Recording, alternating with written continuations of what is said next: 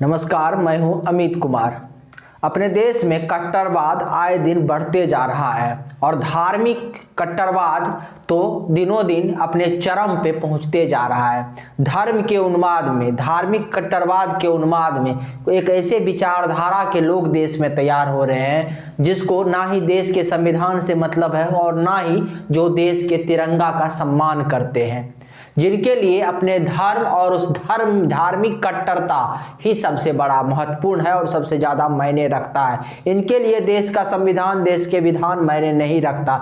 ये जिस पद पर बैठे हुए हैं देश के संविधान के कारण, ये वो पद भी इनके लिए मायने नहीं रखता। इनके लिए केवल धार्मिक कट्टरता मायने रखता है। चूंकि ये लोग जिस भी फैक्ट्री से निकले हुए हैं उस फैक्ट्री में सिर्फ कट्टरवाद लोग ही तैयार होते हैं और उस फैक्ट्री का काम है कि कट्टरवाद लोगों को तैयार करके और पूरे देश में छोड़ना, ताकि एक के बदले 10, एक के बदले 10, यानी एक से ये कट्टरता 10 के बीच फैले और इस प्रकार से ये कट्टरवादी लोग अपने चपेट में पूरे हिंदुस्तान को लेना चाहते हैं। आज हम आपको जो कहानी बता रहे हैं वो कहानी है अलीगढ़ के एक सरकारी स्कूल के। एक सरकारी स्कूल का शिक्षक का क्या काम होता है? बच्चों को अच्छी शिक्षा देना। एक शिक्षक होने के नाते देश के तिरंगा का बच्चों को सम्मान कराना और लोगों को देश के तिरंगा के सम्मान के बारे में बताना, देश के संविधान और विधान का पालन करना। लेकिन सोचिए, जब एक शिक्षक ही अपनी मर्यादा भूल जाए तो वो किस प्रकार के बच्चे को तैयार करेंगे।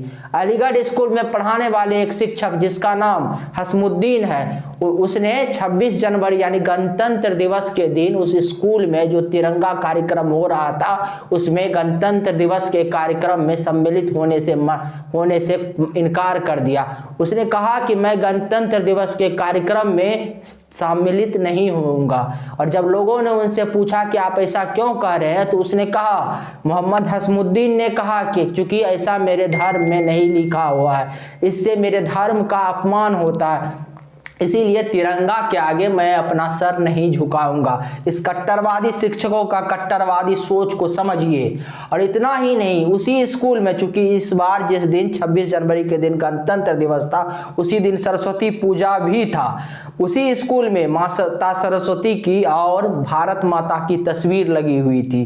जब इस शिक्षक को, हसमुद्दीन को, कहा कुछ लोगों ने कि आप माँ सरस्वती और भारत माँ के तस्वीर पर पुष्पांजलि अर्पित कर दीजिए, यानी पुष्प चढ़ा दीजिए, तो इस शिक्षक ने ऐसा करने से भी मना कर दिया।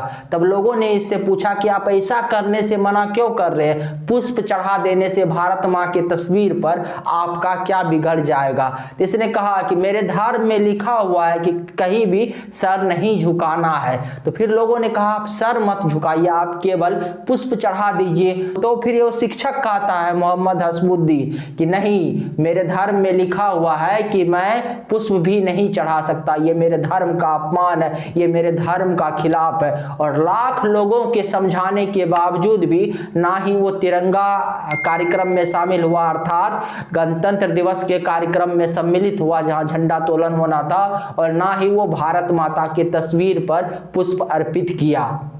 इसके बाद लोगों ने उससे कहा कि हम जब जो इस्लाम धर्म का कोई भी पर्व त्योहार होता है तो उसमें सम्मिलित होते हैं। जैसे आपने देखा होगा कि बहुत सारे हिंदू जब ईद वगैरह होता है तो इस्लाम का कोई त्योहार आता है तो उसमें सम्मिलित होते हैं, सेवई भी खाते हैं। बहुत सारे हिंदू नेताओं को आपने देखा होगा, वो टोपी भी लगाते हैं। और इस प्रकार से हम अपने देश में चलता है और इसको गंगा जमुनी तहजीब का नाम दिया जाता है। जब इसी गंगा जमुनी तहजीब की याद लोगों ने मोहम्मद हसमुद्दीन को दिलाया, तब भी वो कहा कि ऐसा आपकी मजबूरी होगी गंगा जमुनी तहजीब को मानना, मेरी मजबूरी नहीं है। और मैं ना ही झंडा तोलन यानी गणतंत्र दिवस के कार्यक्रम में देश के तिरंगा के आगे सर झुकाऊंगा और ना ही मैं भारत माता के तस्वीर के आगे सर झुकाऊंगा और उस पे पुष्प अर्पित करूंगा।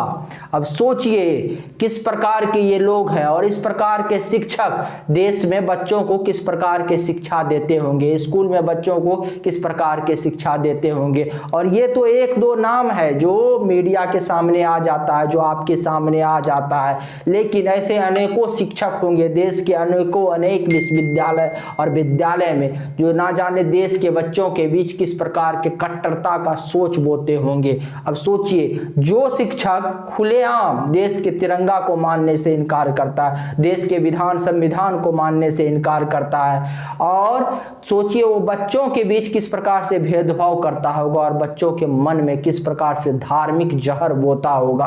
और वही बच्चे जब बड़े हो जाएंगे, जो ऐसे शिक्षकों द्वारा पढ़ाया गया होगा, तो वो भी फिर इसी प्रकार के शिक्षकों जैसा ही तैयार होंगे। यानी वो सिलसिला सोचिए 1 से 10, यानी ये इस प्रकार के एक शिक्षक ना जाने अपने जैसे कितने मानसिक कट्टर बच्चों को तैयार कर देंगे भविष्य में भारत के कितने नागरिकों को कट्टर बना देंगे।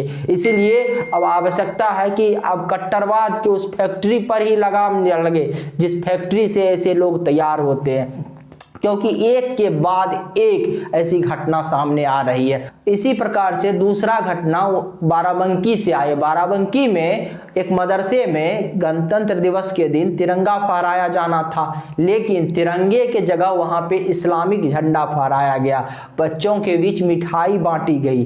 फिर जब कुछ लोगों ने पूछा कि आप आखिर तिरंगे के जगह इस्लामिक झंडा क्यों फहरा रहे हैं, वो भी 26 जनवरी गणतंत्र दिवस के दिन, तो वहां के लोगों ने कहा कि चूंकि हमारे धर्म में लिखा हुआ है कि हम केवल इस्लामिक झंडा ही फहरा सकते हैं, तिरंगे झंडे को फहराना मेरे धर्म में नहीं लिखा हुआ है, इसीलिए हम तिरंगा झंडा को नहीं फहरा सकते। सोचिए, इस कट्टरवादी सोच को समझिए, और इस कट्टरवादी सोच जाके समाप्त कहां पे होती है। अलीगढ़ मुस्लिम यूनिवर्सिटी में गणतंत्र दिवस के दिन कुछ लोगों ने, कुछ छात्राओं ने अल्लाहू अकबर के नारे लगाए। अब इसकी भी जांच चल रही है। अब आप कुल मिलाकर देखिए, ऐसे कितने ना जाने अनेकों घटना पूरे देश से सामने आते हैं जहां लोग तिरंगे का सम्मान नहीं करते, जहां देश के विधान और संविधान को मानने से कुछ धार्मिक कट्टरपंथी विचारधारा के लोग इनकार करते हैं। अब ये लोग तैयार कहां होते हैं, ऐसे मानसिकता के लोग तैयार कहां होते हैं? क्या उस फैक्ट्री को ही नहीं बंद कर देना चाहिए जहां से ऐसे लोग तैयार होते? क्योंकि सोचिए, अगर सरकार द्वारा, शासन प्रशासन द्वारा एक व्यक्ति पे कार्रवाई की गई, 2 व्यक्ति पे कार्रवाई की गई, ना जाने कितने लोग हैं, और उतने लोगों पे आप कार्रवाई कैसे करेंगे? और एक पे कार्रवाई करेंगे तो 10 और वो फैक्ट्री, जिस फैक्ट्री से ये लोग ये प्रोडक्ट बनते हैं इस प्रकार के कट्टरवादी विचारधारा की, वो फैक्ट्री 10 और प्रोडक्ट तैयार कर देगा। तो इसीलिए अब तो उस फैक्ट्री पर ही रोक लगना चाहिए। और आप जानते हैं, कहने की जरूरत नहीं है कि वो कहाँ से तैयार होते हैं।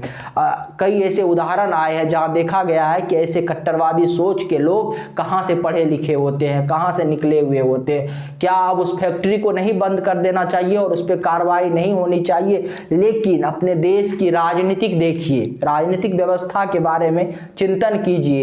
एक तरफ जो लोग रामचरितमानस पे प्रश्न उठाते हैं, याद होगा ना आपको, स्वामी प्रसाद मौर्य और बिहार के शिक्षा मंत्री प्रोफेसर चंद्रशेखर, कितने आसानी से इन लोगों ने रामचरितमानस को अंधविश्वास फैलाने वाला ग्रंथ, कट्टरता बढ़ाने वाला ग्रंथ, ना जाने रामचरितमानस के बारे में इन लोगों ने क्या क्या गलत तरीके से व्याख्यान किया रामचरितमानस के चौपाइयों को। लेकिन वो लोग इस प्रकार के कट्टरवादी कृत्य पर चुप है, मौन साधे हुए हैं। और मौन साधने का कारण है कि उनको किसी भी प्रकार से उनको लगता है कि इस प्रकार के अगर वो बयान देंगे तो उससे एक बड़े तबका का वोट बैंक जो है वो प्रभावित होगा और वो उनके खाते में नहीं आएगा। एक चूंकि वोट बैंक के लिए देखिए आज देश में क्या हो रहा है, कुछ लोगों के लिए केवल देश में चुनाव जीतना मायने रखता है, वोट बैंक मायने रखता है, उनके लिए राष्ट्र मायने नहीं रखता, राष्ट्र की संस्कृति मायने नहीं रखता, तिरंगा मायने नहीं रखता, संविधान मायने नहीं रखता। केवल वोट बैंक मायने रखता है। और वोट बैंक के कारण ये समाज को तोड़ेंगे, किसी धर्म का तुष्टीकरण के लोगों का तुष्टीकरण करेंगे, किसी धर्म के लोगों का ध्रुवीकरण करेंगे और किसी भी प्रकार से ये उस वोट बैंक को अपने तरफ करने का प्रयास करेंगे। और उस वोट बैंक के अपने तरफ करने के कारण अगर उस वोट बैंक के कुछ लोगों के द्वारा गलत तरीके से देश के तिरंगा का अपमान किया गया हो, देश के विधान संविधान देश के नियम का अपमान किया गया हो, तो ये वो भी सहने को तैयार है। इनके लिए वो सारे चीजें मायने नहीं रखता। लेकिन अगर रामचरितमानस में कुछ गलत नहीं है, फिर भी ये सही चौपाई को गलत तरीके से प्रदर्शित करेंगे लोगों के सामने और लोगों को दिग्भ्रमित करने का प्रयास करेंगे और दिग्भ्रमित करके वहां भी ये अपना वोट बैंक तलाशने का जुगाड़ लगाएंगे। सोचिए देश किस राह पे जा रहा है, देश को कुछ लोग किस प्रकार से कट्टरता के आग में झोंक रहा है और इस देश को कट्टरता के आग में बचाने की आवश्यकता है। अगर आपको हमारी जानकारी अच्छी लगी तो चैनल को सब्सक्राइब कीजिए और वीडियो को शेयर कीजिए। नमस्कार, धन्यवाद।